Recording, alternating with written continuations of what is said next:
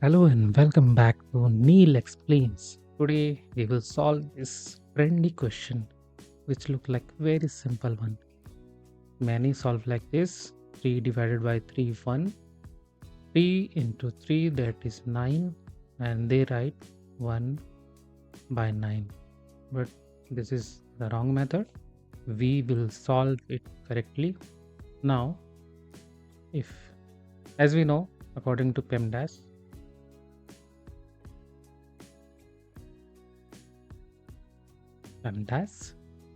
we consider multiplication and division with same priority and we will solve from left to right.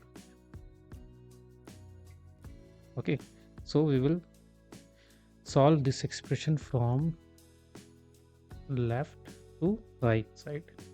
So for this expression we will write 3 divided by 3, that is 1, divided 3 into 3. In the next step 1 divided by 3 we can write like 1 divided by 3 into 3. So this is very simple. 3 cancel and 1, and here 1 will be the right answer.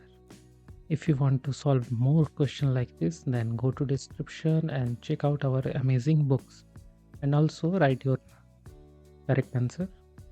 Keep watching. See you again.